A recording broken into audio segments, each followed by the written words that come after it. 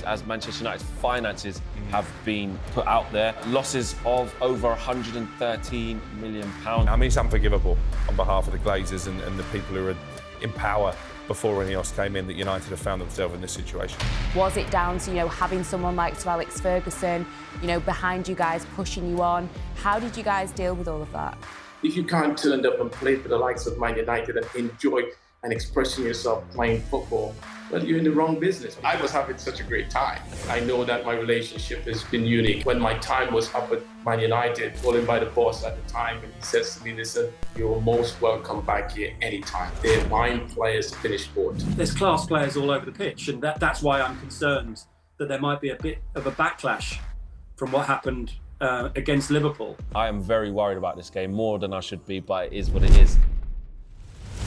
Hello and welcome to Inside Devils, the talkSPORT show dedicated to all things Man United. I'm your host, Flex, and despite the international break, we've got a lot to discuss on this week's show. As always, we're joined by our esteemed panel to debate and digest the week that has been at Old Trafford. So, I'm thrilled to welcome back talkSPORT chief correspondent Alex Crook and talkSPORT reporter Angelina Kelly. We are out of the international break, on our way back into the Premier League. That means you're excited and you think we're going to win. I do think we're going to win. We have to win, don't we? I mean, there's no excuse not to go to Southampton and win, and I mean that with no disrespect. But I'm excited about the return of the Premier League. I was at Wembley for the Finland game in midweek, but I do find these international breaks at this time of the season pretty tedious, to be honest. It's just a little bit of a... Not that we had much momentum anyway, but it can be a momentum breaker, can't it, Angie? Yeah, definitely. It's just that kind of lull period where you just want it to get back. And obviously, it wasn't great for us, but normally, if you've had like a good run of 1 or 2 games, you want to keep it going. So it can be quite dangerous for some teams, but for Man United, I mean, it can't get worse, surely. So. She says. Well, the seatbelts are on. But before we carry on about the Premier League, this Saturday saw a Man United Legends team take on Celtic in a special match at Old Trafford in aid of the Manchester United Foundation. Wayne Rooney stole the headlines with a 25-yarder, top bins free kick. It was doing the rounds on social media. Absolutely brilliant, which brought the clock back to the glory years at Old Trafford. And it sparked a lot of conversation about people's favourite Man United memories. So we're going to do the same right now. And I'm delighted to say we're joined by Man United treble winner and legend, ex-Red Devil, Dwight Yorke. Thank you so much, Dwight, for taking the time out to join us. How are you, man? Very well, thank you. Thank you. Now, listen, we're not going to dwell on this too much on the last few games, but just quickly, what have you made of Manchester United's start to the season so far? I think like every United fan, a bit disappointed in terms of the results. Kind of where we left off last season hasn't really kicked on. We expected to certainly be in a position where we could have had 6 points, and here we are only on 3 points. So not particularly a great start, not really encouraging, even at early stage like this in the season. So, yeah, there's a lot of work to be done and probably a long season ahead. Yeah, definitely a long season ahead. As fans, obviously, we want a quick start, especially after how tough it was last season. But, at the end of the day, I think we're going to have to be very, very patient this year, as we are in the last couple of years, because it's been a terrible start and the pressure has been ramping up. Okay, yeah, listen, there's no secret there. Coming off of the back of last season, even though we had won a major competition, which is great for the football club in terms of continue that legacy of winning a trophy. That's all well and good, but in terms of actually where the Premier League since 1992, since the start of the Premier League, it's been our worst season recorded. And so from that point of view, it's not particularly great for us. Coming off the back of, where we should have qualified in the Champions League, a group that we should have advanced were relatively easy. That was hard work. And of course, finishing 8th in the season, the lowest deficit of goals, the lowest number of goals scored, and the list continued to go on. So, and in terms of the identity, the passion, what you used to see, the way our Man United play, the lackluster sort of performance, there's quite a lot there to ponder. And as an ex-player and obviously a fan, you're not quite seeing where it's going to change going forward. And that's the difficult part of it. Yeah, for sure, Dwight. I mean, we'll get straight back to the team in the current day, in the present moment in just a while. But one of the best things about these charity games is the reunion of old teammates. Now, you yourself played in the '99 reunion against Bayern in 2019. I was there at that. I see you dusting off the boots. You looked all right. I'm not going to lie. You was all right, mate. You was quite sharp. Do you take it seriously as like a, like a Premier League game, or is it a little bit of a more chill vibe? Is there a big party after? What's the sort of mentality going into these sort of charity games? Because you guys are still competitive, right? Yeah, I think the competitiveness really kicks in when you do go onto the football pitch. But off the football pitch, there's a lot of fun, a lot of reminiscing about the old good days and talking about what people are up to, who's doing what, and that type of stuff, that kind of conversation. But ultimately, when you go on the pitch, that there's always this sort of competitiveness, and that drive continue to be installed in you. So when you go out there, you want to win the game. But generally speaking, it's a relaxed environment, really catching up with some old friends, some friends that you haven't been able to see, players that you haven't seen for a while. And obviously reconnected with the fans and having that opportunity to be at the Theatre of Dream for one last time. You keep saying one last time, but it never seems ending because you always come back. Yeah, the charity game seems to be coming all the time, but it's always a thrill to come back whenever you've been invited to. Dwight, I still remember '99 like it was yesterday, so it's quite scary that 25 years have passed, but every United fan of a certain vintage has a favourite memory, a favourite game. Mine is the second leg of the semi-final in Turin when we came from 2-0 down against a star-studded Juventus team. You scored twice in the quarter-final, 2 identical goals from Beckham free kicks against Inter Milan. What's your favourite game, favourite memory of that incredible year? I'm not sure if there is a favourite game because there's so much fun memories in within that, being part of that treble winning team. I think right throughout, obviously, my first year at the football club, so I was really excited and thrilled. I leave Aston Villa for a purpose and a reason to win a major competition. I never thought that we would be winning 3 competitions in one season, and to be part of what considered the most historical moment in the club history. Every game was vital. Every game was nail-biting. There was so much joy and fun and the excitement to play for Man United. So I thoroughly enjoy it. I know that people will say, "Oh yeah, you must have a favorite game," but every game to me was so important. And you look back even in the group of death that we were placed in with the likes of obviously Bayern Munich and Barcelona. The game in Barcelona, that 3-3 was a classic game. Having to showcase your talent in such a high-stake game, it's just quite incredible. And of course, in the manner that we won the treble, when we wasn't at our most best, so to speak, and obviously the likes of Keno and Scholes not being part of that, not that the other players wasn't competent in coming in and doing a job. But we managed to get the job done, and we know what it meant to the football club. And to just be part of all of that, what I just said, I don't think word could actually describe what that feeling was like. And obviously, it's a memorable moment that will always remain with you and the people who is involved. I'm sure it would be the same for the fans as well. But incredible moment and an historical moment in the club history. And Dwight, you talk about that being such a historical moment. I can only imagine the amount of pressure that will have been on you guys. There's a lot of talk nowadays about player mentality and pressure and being able to push through those difficult games and get to the finish line. How did you guys deal with it as a team? Was it kind of a collective thing of keeping each other going? Was it something kind of separately you dealt with? Was it down to, having someone like Sir Alex Ferguson, behind you guys, pushing you on? How did you guys deal with all of that? There's a combination of everything there. I don't use the word pressure lightly. When you come from the Caribbean, living in a bungalow house of 9 kids with 2 bedroom, that's pressure when you can't afford the luxury of food on the table and that type of stuff. So that's not pressure. I don't like using that word. It's if you can't enjoy those moments, but you work hard throughout your life to get to a position of enjoying and expressing yourself, that you get paid heaps and heaps of thousands of pounds to play. I don't understand how players could relate to that being pressure. So I take a different view on it. I think it was just an incredible moment that you will, not many people could say they actually won it. Obviously, City has been able to do that, but we were the first team to ever accomplish that. And if you can't enjoy those moments, if you can't turn up and play for the likes of Man United and enjoy and expressing yourself playing football, well, you're in the wrong business, because we are in the entertainment business, and at some point it's all going to come to an end. You look back at your career and you think, oh, if I only done this, if you had only done that. Those were the moments you have to enjoy. And if you get, so we enjoyed that. There was a bit of,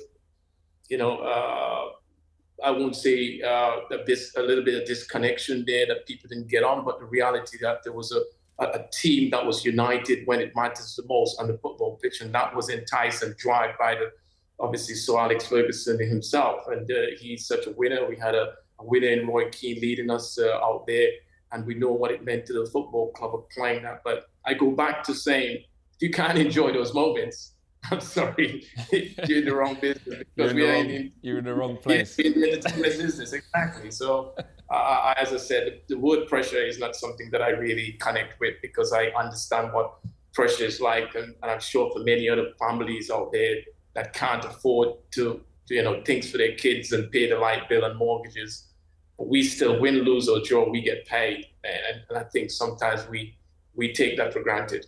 Very interesting to hear you say that, Dwight. I mean, you speak about the winner's mentality and Keno, but you also touched on the greatest manager there's ever been in Sir Alex. It's not arguable. He is the greatest manager of all time, whose influence still lives on within the club. Is there anything that you took from Sir Alex that still lives with you today in your day-to-day, when you think, oh, the boss would have done that, or the boss would have done this?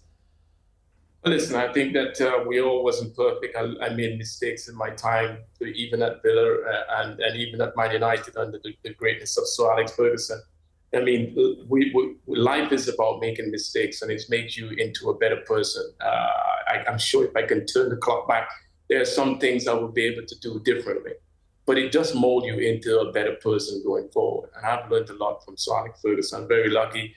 Even to this day, I can still pick the phone up and call him. I used to get a lot of Christmas cards all the time until I moved to Dubai now. But to that point, I know that my relationship has been unique. And I think the one thing that I recall, even when my time was up at Man United, I was called in by the boss at the time, and he says to me, "Listen, I'm going to let you go, but rest assured, you're most welcome back here anytime. And anything that I can do for you, the door is open. The phone is always there. You can always pick the phone up." And that's the detriment of the man. He wasn't just a manager. He was a man manager and someone who you could relate to. Yes, I didn't agree with all the things he had done and some things like that, but that's part and parcel of it. But the reality that he was such a fantastic person, and he was a football man. He didn't do it. He made football decision. It wasn't personal. He was making decision football for him, for the football club, and the right thing. And at the time in the bubble, you tend to think, well, yeah, he's been a little bit difficult. But when you look at his position, he made the correct decision for the football club. And I think that's the thing that I've taken away most from him. You got to make decision. And in life, you're not always going to please everybody. You're going to get some things wrong. But most of the time, I would say Sir Alex Ferguson got most of it right. You alluded to it there, the relationship between certain individuals in the dressing room. It's common knowledge, obviously, that Andy Cole and Teddy Sheringham didn't necessarily see eye to eye. I think it was the same with Roy Keane and Peter Schmeichel. How, as a group of players, did they manage to put that to one side and still be so successful on the pitch where it really counted? Yeah, it was crazy though, because I mean, it took me a year and a bit to realize what was going on between those players, because I was having such a great time, joining the club and winning the treble, being top scorer, being player of the year, all that kind of stuff. So I didn't know that Coley and Teddy had a rift going on. That's incredible. I was the happy-go-lucky individual in the dressing room. I was the one person that in that dressing room that everybody could relate to, because I used to come in with such a smile to be at Carrington, training with these players, playing games, beating team on a regular basis, winning trophies. What is there to worry about and not to talk to your teammates? So I didn't really know that was happening until one afternoon I was speaking to Cody, and Cody just kind of explained to me, Teddy and I used to play a lot of golf together, who got me into trouble in my first fine ever. So Teddy has made me get fine. And I didn't realize Peter Schmeichel and Keno had such a rift between them. But coming back to with all that was going on in the dressing room, we were one in that dressing room. When we get there, the decision was made and we all was on the same page. It wasn't any sort of disconnection when it comes to a decision making. And more importantly, when we went out to play football and represent Manchester United, we know what it meant. And everybody had to get in line to do their job. And hey, as the game is done and we won the game, you can just go off and do what you like. And I think, that was the beauty of being at Manchester United. And I was the lucky one who didn't have a rift with anyone. I enjoyed my time. I had a lovely 4 years at Manchester United that I'm sure that a lot of players will say the same.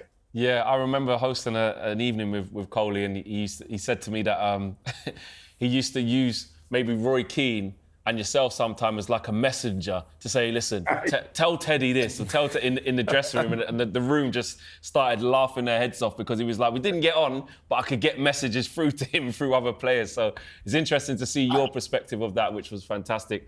Sorry, go on, carry on, Dwight, go on. Yeah, I was the mediator between everyone. Because I was the go-lucky guy.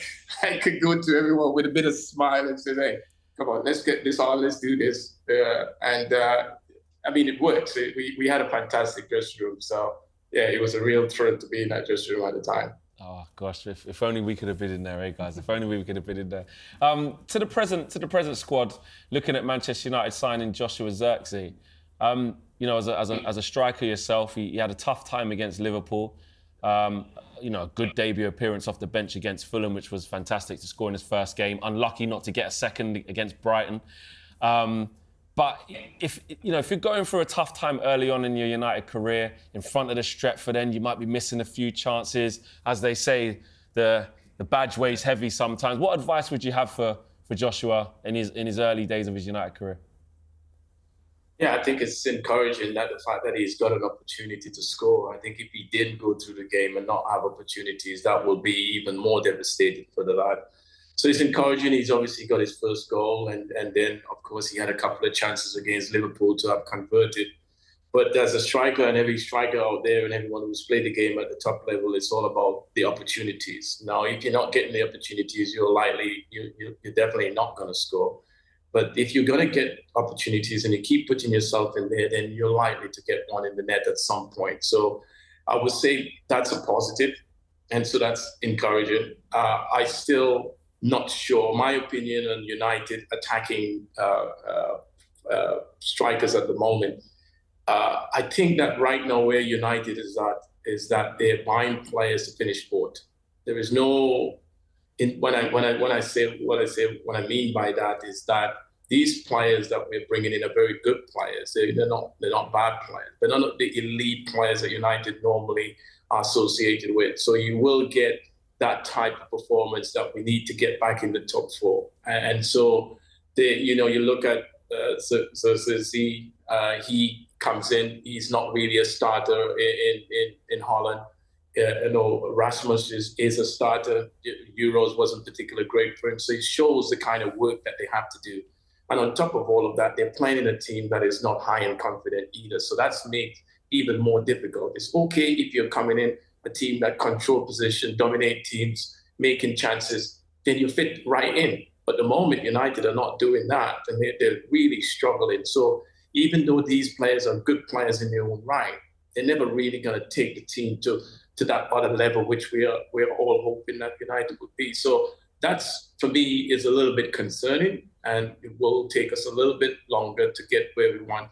But it's going to be a bit of a struggle, simply because the team is not really consistent in their play. The identity we keep mentioning that we're still a little bit unsure about. So that doubt it's still lingering in the background. And if you're not playing particularly well and you're not taking your chances, it's going to be a very difficult season ahead. Dwight, thank you so much for taking the time out to speak to us. It's been brilliant to just see your perspective of what it was like back then and also how you see the team now as well. So we'll speak to you again soon, and hopefully when we do, we'll be at the top of the league somewhere. We'll be challenging. There'll be big things on the cards. Well, I hope so. I'm the same. I want to see United back to where it is, but you got to be true to yourself. And the reality is it's going to be a tough season for us, but let's hope they can prove us wrong. Thank you, Dwight. Now let's look ahead to the latest news coming out of Old Trafford this week. Now it's been reported that Crystal Palace's Eberechi Eze is at the top of Manchester United's shortlist for next summer's transfer window. Crookie, can you see that move happening? Can you enlighten us a little bit on that? We saw some reports coming out that, the planning's happening already for next summer. Eze at the top of that list. Yeah, I think he makes sense. I think he ticks the boxes in terms of the profile of player that Ineos are looking to recruit. I think actually it sort of backs up what Dwight was saying there, because I think he's a good player, Eze. I think he made an impact off the bench for England at the Euros. Obviously had a really strong end to the season for Crystal Palace. But is he a player at this moment in time who's going to guarantee that United can challenge for the Premier League title? Probably not. I think they'd be paying for potential, but we know there's a release clause of £68 million that kicks in at the end of this season, so that seems to tick the boxes financially as well. So I think it makes a lot of sense, and he's certainly a player that United are interested in. They'll have rivals, the likes of Tottenham as well, but again, I'm not sure they're necessarily going to get rivals from Liverpool and Manchester City at this moment in time, which again illustrates the point that Dwight was making. About making that step up, Angelina. If we were to sort of go down that route and look at a signing of Eze, is that what the squad needs? Can play off the left, can play as an attacking midfielder, can play off the right, but that's not his main position. How would that impact our squad? Is that something we need? I don't think it's something that we need, to be completely honest, just because you look at that 68 million, and I personally think that we can put that to better use in different areas. You look at attacking midfield, you've got, Bruno Fernandes, Mason Mount. We've still not figured that out as to if they can play together, who could be better in different formations or whatever, different setups. So I feel like we need to figure that out. Yes, he can play out on the left, but is that where he wants to play, or is that just like an option? Because if he doesn't want to play out on the left, why are you buying a player that's going to play in a position that they're not happy? So I think for me, when you weigh that up, I would much rather put £68 million into another striker, potentially, a proven goal scorer. Do we need some more backup in defensive midfield? Do we need, depending on what's going to happen with Marcus Rashford, as much as we all rave about Amad Diallo and Alejandro Garnacho, do we need another winger that does play on the left and wants to play on the left? So for me, I think he's a talented footballer.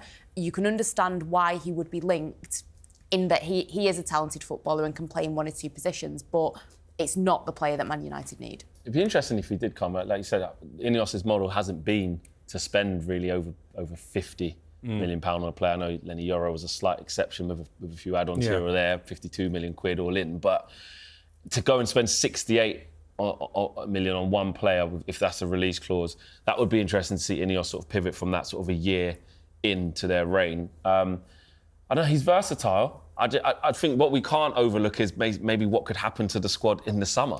Like, if Mason Mount has a terrible season and is injury-ridden again, there could be certain decisions made for his future.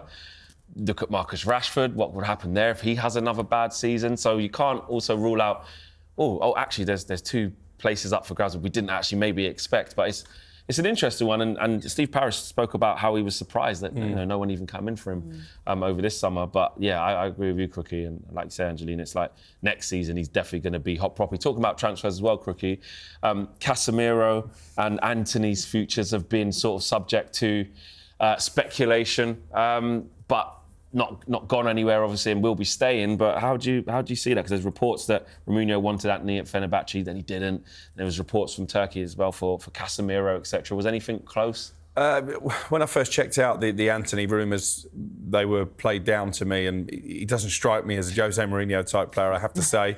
The Turkish window is open, I think, until the 18th of September, so there's a little bit longer for any moves to be made. But Casemiro registered for the Europa League squad, doesn't look like he's going anywhere, and I think that is an issue for United, because we all saw the performance against Liverpool. You wonder how he bounces back from that, but obviously the issue we have is that he's on substantial money, which clubs from elsewhere are not willing to commit to. I think United were hoping there'd be an offer on the table from Saudi Arabia. That never emerged, but I think they need to move him on. I think they probably need to move Christian Eriksen on as well. It's interesting that Antony's not been given much playing time this season, because obviously Ten Hag hung his hat on him with a transfer fee, and Antony spoke well in the summer, I thought, about the fact he's going to have a much better year, he's going to score more goals, he's going to make more chances. Well, he can't do that if he doesn't get on the pitch, so intriguing to see how this one pans out. With Antony, Angelina, let's just have a quick conversation. Is there a way where he can resurrect his ignite it. It probably didn't Yeah. even get going, really. I say Start it, resurrect, yeah. start it, Start yeah. it. I mean, it wasn't bad scoring on his debut against Arsenal, giving it all that, but then after that, not much else. But like, do you think that he can? There's a pathway back, because it's almost like we talk about our front line and the options available. I don't know how you feel. Like, I forget. Like, he's there. Yeah. Like, I figure like he's not close to coming on, really. Definitely nowhere near the starting 11. And if Erik ten Hag himself has lost faith in him, that's a long way back for him, isn't it? And it's kind of like, I would be, if I was him, I'd be annoyed. I'd be like, Ten Hag, you brought me here, you had some faith in me, and now you just kind of dropped me. Thanks for that. But at the same time... Been awful. He's been awful. And like Crookie says, if you're not getting minutes on the pitch, I agree. I thought it was very interesting the way that he was speaking, and he seemed, like his mindset seems great. But if you're not given minutes, then it's not going to happen. And I just think the fact that he's not being given minutes, I don't see how can you ignite something if you're not even being given the chance. The thing with Manchester United at the minute, I think had we have had 3 really strong first games of the Premier League season, then maybe you could look to, we've got a little bit of wiggle room here. We could maybe take a gamble, to be completely honest. Barnsley at home in the cup. And play. Well, he'll play that, I'd have thought. Yeah, surely. But the pressure that's on already, it's like there's no room for error. So you can't even afford to give somebody like Antony, 20 minutes on the pitch, because United are already scrambling round in the games that they're playing. But for me, I'm just glad that however much weight there are to these rumours, that there are rumours about an Antony or a Casemiro or something, because these are players that Man United do need to get rid of, if we're being completely honest. So I just hope that some of these rumours become reality eventually, with players like them and like Christian Eriksen, like Cookie said. Yeah, it is. We have seen the international break come to an end. There's been a few highlights to discuss. Bruno on the score sheet. I think Dalo was doing well as well. Xerxes was on the score sheet, got an assist. Ugarte playing back to back. Angel Gomez as well. I want to talk about. I mean, he's not our player anymore. Angelina gives the Angel sigh. Gomez. I mean, really great to see him get a run out for England. We let him go on a free. He's available. That's a disaster. Disaster. Absolute disaster. It's synonymous with the old regime. He's available on a free again this summer. You trying to go back at Angel Gomez? I wouldn't be mad, to be completely honest. I mean, Bring him back. Yeah, bring him back. I was reading like a couple of articles about him in general and stuff, and how, when he left Manchester United, there were offers from, big teams like Barcelona, but he chose to go with Lille, and they put him on that loan spell in Portugal that was really successful. And apparently, like, Bruno Fernandes was helping him settle in Portugal. There's a lot of really... And this isn't why you sign a footballer, because they're a nice person, but there's a lot of really wholesome things about, one of his teammates really wanted a Marcus Rashford shirt. He made the call and got the shirt for him.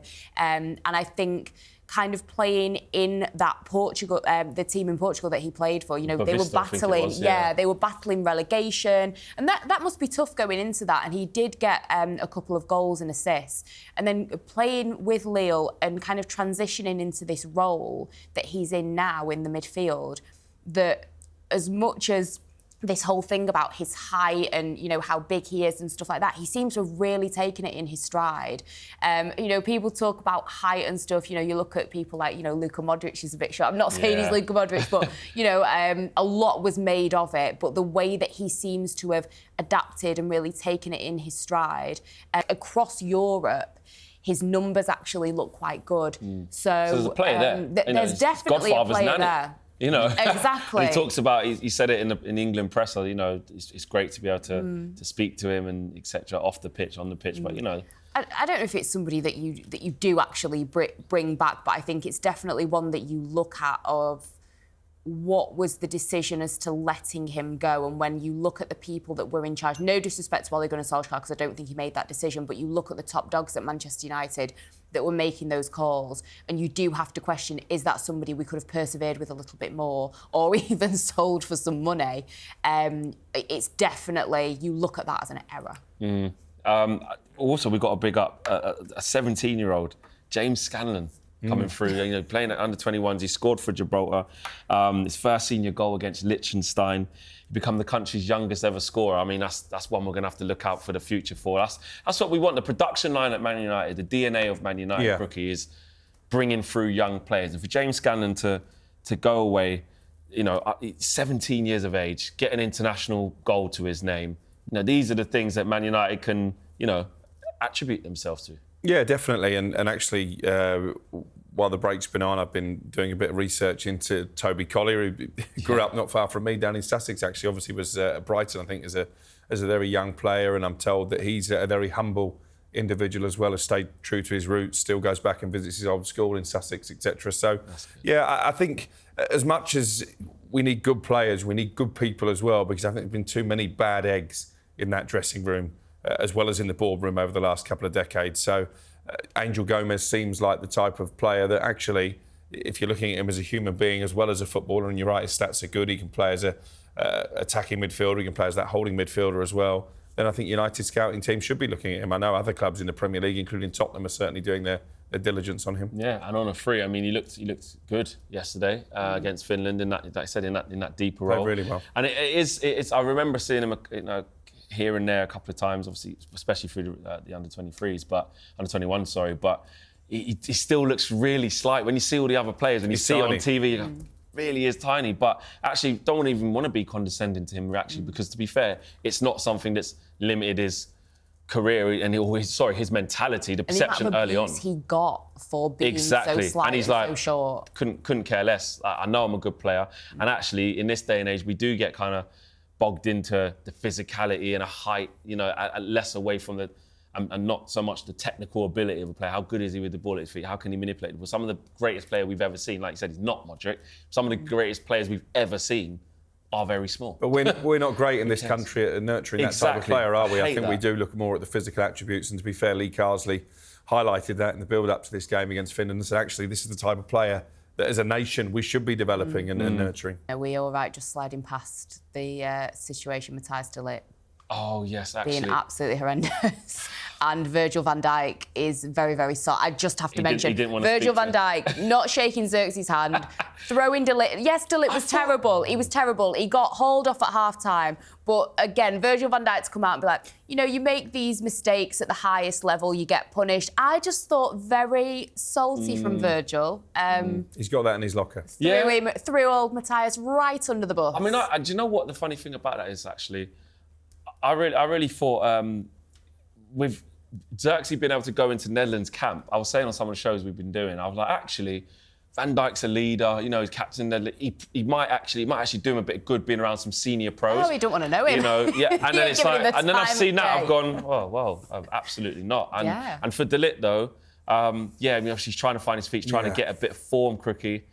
It's not ideal. It's not ideal, is it? No, but it happens. But from a confidence perspective, I thought he started well in the game against Liverpool. Very well. Then he sort of faded away as the team did, and then he goes away for his country, makes an absolute howler, gets hauled off at half-time, and I think Ronald Koeman admitted that he took him off for his own good, much like Ten Hag did with Casemiro. Sometimes you need that. He's going to need a bounce back, because let's be honest, when you're a Manchester United player, those type of errors and those mistakes get highlighted more. There's no question about that. So he's got to prove now that he's got the minerals to bounce back. Would that alter your thinking for the Southampton game? No, I think he's playing. I think get him straight. Don't worry about what's happened over there. Get back here. You've just had a start at United. Let's get back-to-back starts. Let's start getting you comfortable. Because the only way to get rid of a little bit of ring rust and a lack of confidence, because he knows he's a good player. He's played at some of the biggest clubs in Europe. Like, he knows that. The only way to get rid of it is to just keep playing, Angelina. Yeah, 100%. I feel like you have to really separate those situations. Whatever's happened with his national team is something completely different. And I think, regarding confidence, can you imagine how it would make you feel if you've had 2 games where you've really not performed, one of them worse than the other, and then you come back and it's like, oh yeah, you're on the bench, mate. It wouldn't be a good feeling. No, it's not. And hopefully he comes back full of beans, ready to go. Now, there was some big news this week regarding a potential new stadium. A strategic partnership has been agreed with the club, Trafford Council and Greater Manchester Combined Authority, with the aim of maximising growth and the regeneration opportunities of the Trafford Wharfside area. Now, a task force is being led by Seb Coe, and an answer on whether or not the $2 billion and 100,000 seater stadium, will go ahead in what is wanted by the end of the year. Now, it's a massive situation for us, guys. How important is it for us to get a new stadium? This is something that I've been on the end of some backlash, arguing back and forth with fans saying, absolutely not. this is our soul, just rebuild upon it, expand upon what's there already, do not change Old Trafford. Then there's a whole another section of the fan base that's like, listen, Old Trafford is tired. Old Trafford needs modernising. We need to have the best stadium there could possibly be in English football. We need to get back to those. Where do you stand on that, Crook? How important is it for us? Well, I've got to say, initially I was in your camp because I think Old Trafford is unique and I think you need to protect that history. It's all United have got at the moment is history. However, I think logistically, probably a new stadium makes the most sense, both economically and probably time-wise as well. It's difficult, I think, to regenerate Old Trafford while the team is still playing there. And then you look at the Tottenham Hotspur Stadium, which for me is certainly the best in the country, maybe the best in Europe. They've managed to keep that identity of the old White Hart Lane, and I have faith in Seb Coe and the task force and Sir Jim Ratcliffe that they are able to do that, in which case I'm probably now more coming down on that side of the argument. Yeah, good. But I think you need to keep things like the Munich Tunnel, the Munich Clock, the Holy Trinity statue, Sir Matt Busby statue, they all need to be included in the design. 100%, the Stretford end must have its rightful place. Agreed. And I think these are relatively simple things to incorporate in a new look stadium. I mean, for you, Angelina, it's different for us, obviously all United fans from London or outside of Manchester vibe, but that's not the case for you. You are a local fan. You was born and bred in Manchester. As a little girl, probably going to Old Trafford and seeing it as it is. How does it feel for you? Does it change your perception on it because you're from the city, you live there? I really was against anything new because Old Trafford is Manchester United. Like you say, going there as a kid, like I remember, my granddad who was diehard, he had Man United on the side of his glasses.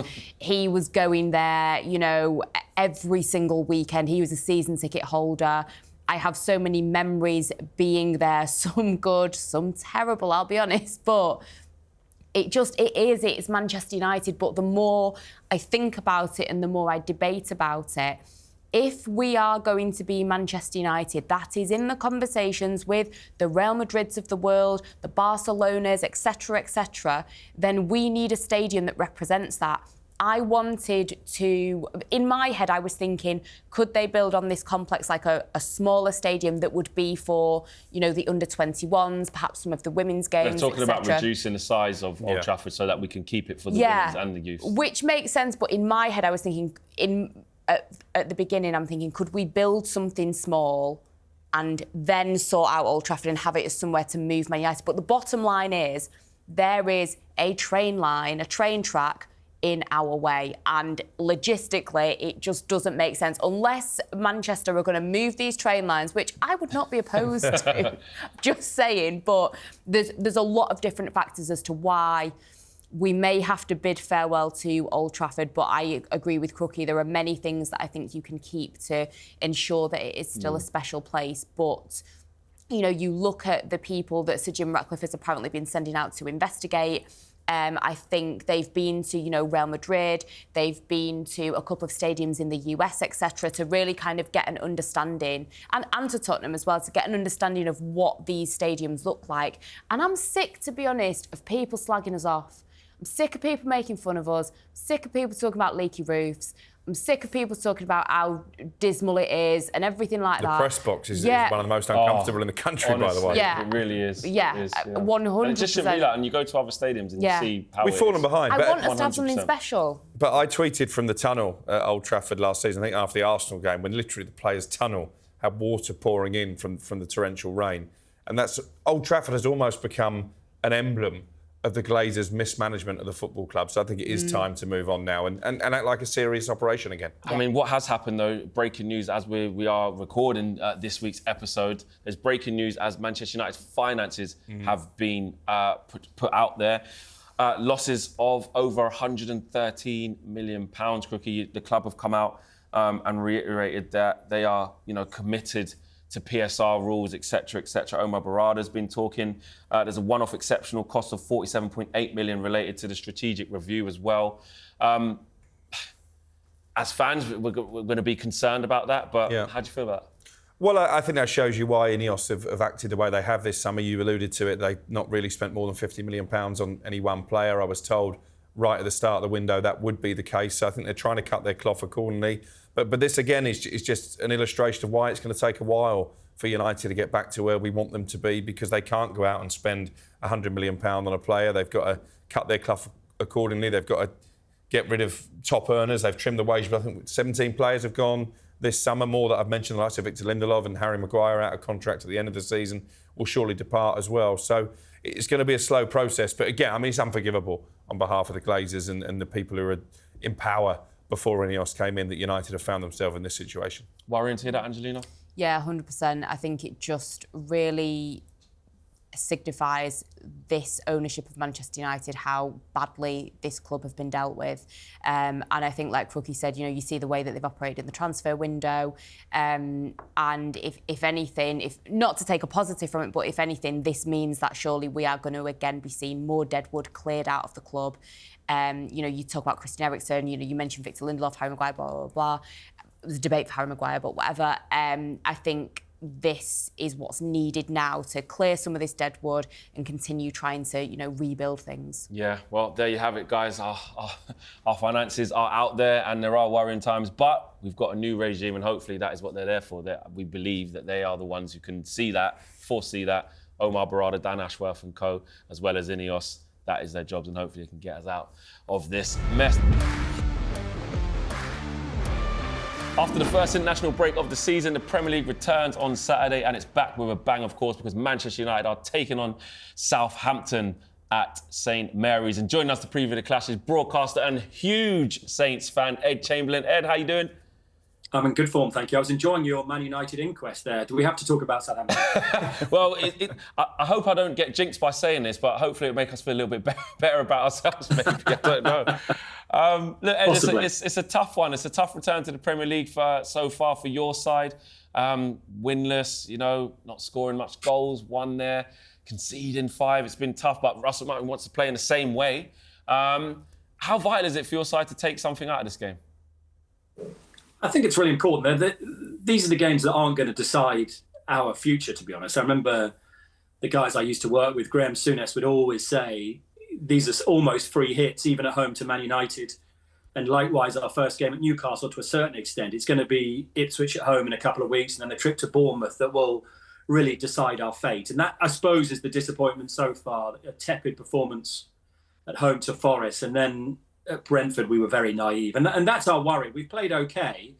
It is a different ballgame in the Premier League. The way that Russell likes to play, any mistakes you make get punished, and that intensity is on a different level. And Brentford were very clever, and we were found out. And I can't decide now whether it's a great time to be playing United post what happened against Liverpool in the international break, or it's a terrible time to be playing with them. We're going to get an almighty backlash. I'm not quite sure. Well, mate, we're nervous. I'd love to sit here and say to you, Ed, perfect game at St Mary's. Yeah, 3-0, lovely. That's the perfect game against the bottom of the league team. I feel anything but that. I honestly do. It's difficult. I watched that game against Brentford, and you talk about Russell Martin, and you talk about, being naive. Do you want to see Southampton stick to those principles, especially in this game? Man United coming to town, still trying to play out from the back with that style of play, or do you want to see you go a bit direct and try and be more aggressive against Manchester United? Russell's not going to change. As Crookie will know better than anybody, he's not going to change. He's got his belief and fair play to him. It'll just take we don't need to panic too early. We played 3 games. And I think there will be some tinkering to the team for the game on Saturday. I could see him going to a back 4 and changing the personnel to a certain extent, but I don't think there'll be a change in mindset at all from what he said at the end of last season to pre-season and to, after each of these defeats. There have been some really encouraging signs there. Against Newcastle, for that first half hour against 11 men, we were the better team. There were some really encouraging moments in that game. We struggled against 10 when the Newcastle crowd got up for it. So I don't think there'll be a great change in mindset. I think there'll be a change in personnel. I'd put money probably on us going to 4 at the back rather than 5. But will United press with that intensity we've seen from those other teams? You look at United's front 3, whoever it is, I'm hopeful that might not be the case this time. Yeah. In terms of this game, guys, huge game at St Mary's, Crookie. The pressure that's on Erik ten Hag and the team to go and pick up a result, and I don't even want to put it out there and think about it, but it's a reality. Not coming away with 3 points there. is not going to go down well at all. It's huge pressure on this fixture. No, 2003, the last time United lost on Southampton soil. James Beattie scored the only goal, a 1-0 win. I'm sure Ed remembers it, and that was a star-studded United team. The likes of Roy Keane and Ruud van Nistelrooy. There are real parallels, actually, to the start of the season in 2012 when I was presenting it. Because you'll remember, we went to City first up, we went 2-1 up, and I remember the away fans, the studio used to be at the other end of the Etihad in those days. All the away fans celebrated. I tried to keep a straight face. That ended in heartbreak. Then we went to Wigan and were poor. And then we had United at home, just like this. And honestly, presenting that Super Sunday was one of the hardest days of my life. I had Letizia in the studio with me, and we went 2-1 up. I think Schneidlin scored, and we went outside the studio and were absolutely loving every second of it. And then obviously Van Persie just to give it that one in there. Oh, come on, just go. It was a Van Persie hat-trick that broke our hearts. And it's got a similar feel, the start to our season, to 12 years ago.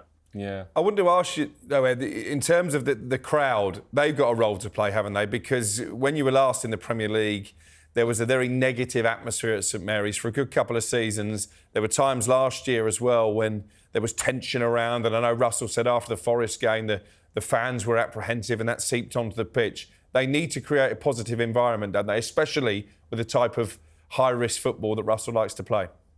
And they will. I'd be very confident of that. There's a completely different feel about the place right now, particularly as the place has changed around. If you go to St Mary's now, it's very different. The away fans, the United fans, won't be where they've been before. That's all home fans there now, and there's lots of activities going on around the stadium. It's a really well-run club at the moment, Southampton, and there will be a very different feel about the place, I promise you, and the pressure will be firmly on the away team. Oh, look at this. He started it now. It's true, though, isn't it? Yeah. It's true. but Angelina, it's not wrong. Like, the pressure is absolutely on us to win. There is no expectation, with all due respect to Southampton, to win this game. All the pressure is on Man United. All the headlines will be on Man United if they fail to win this game. Yeah, it's huge. And I think, we spoke about after the Liverpool game that, for me, it felt like the clock had started ticking on Ten Hag's exit. And you look at, if Man United slip up in this game, you've got the Cup game, you've got Crystal Palace, you've got a Europa League game, and then you've got Tottenham, I think. Yeah. That it will be really interesting to see, because I think those 3 games, if this does go wrong, those 3 games might just give him a cushion, and then the pressure will be back on for the Spurs game. So I really do feel there's so much to play for in this game. And also, not just for Ten Hag, but you look at the players. You think about someone like Manuel Ugarte, who, if Ten Hag turns around and says that this man is not match fit or whatever, I'm going to lose my mind because he played for international duty. I'm not having it. Played 90 minutes last night. Yes. So the pressure. But jet lag, long way back from South America. You know what? He's been travelling. You're telling me that he's been travelling enough between, Europe and South America. He's got to get with the programme because we need him. But again, it's massive pressure for a player like that. Ed's laughing his head off here. He's massive pressure for a player like that. Look at this lot. I enjoy this build-up. The build-up's going to be so good. Honestly, I love it. Absolutely love it. Ed, from a Southampton perspective, I know we're in the mud a little bit here, and Man United, there's a lot of pressure. But from the other side of it, the glass half full side from our side, is there anyone you're looking at United who you are particularly worried about, who you do think is particularly dangerous? Yeah, of course you are. Listen, this is Man United. I mean, there's class players all over the pitch, and that's why I'm concerned that there might be a bit of a backlash from what happened against Liverpool. But I would emphasise, if I was in that dressing room, I would get about us. That front 3 have got a big role to play, because we're going to be nervous at the back, the way it's played out, and those errors we've made. I'd really get in our faces if I was United. Just like you watch what Brentford did. They were so clever and they're very good at it. I would just question whether United will be as good at that. But listen, let's be honest, there's threats all over the field for us. This is a massive step up for Southampton.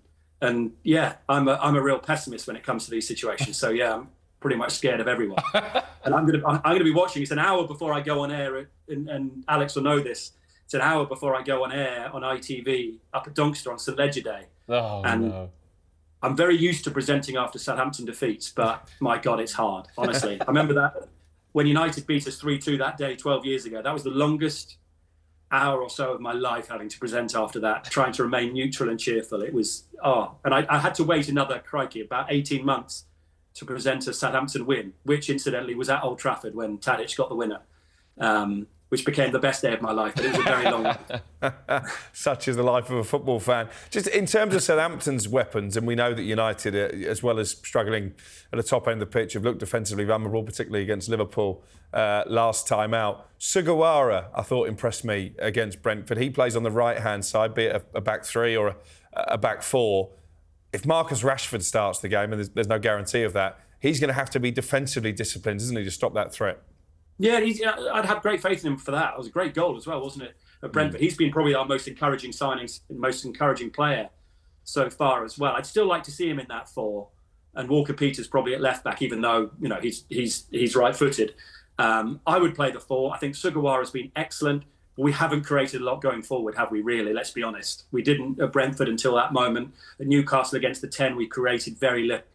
The chances are we'll still have plenty of the ball, not as much against United as we've had against those teams. But it's that creativity that's been our issue. And there'll be a temptation probably to throw Tyler Dibbling in at the weekend, but I'd still rather see him coming and making an impact off the bench, I think. Okay.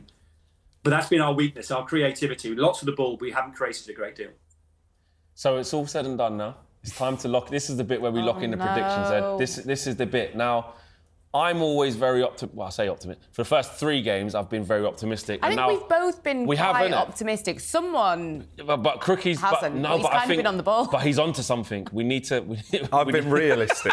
That's what I've been. I tried to just leave the negativity where it was. But I think now we've got to start calling it. I am very worried about this game, more than I should be, but it is what it is. Ed, we'll start with you as you are the guest. What is your prediction for this game? 12:30, St Mary's. Southampton take on United. Let's have it. I think it's going to be pretty cagey. It's going to be nervy. I think both sides are under pressure for different reasons. I think we can get something. I do honestly think we can get something with the pressure on United. I hope we can cut out our individual errors. We'll have plenty of time. We don't lose so many players on international duty as United, and we've had plenty of time to try and put things right. There'll be a feel-good factor at St Mary's on Saturday, and it's going to finish 1-1.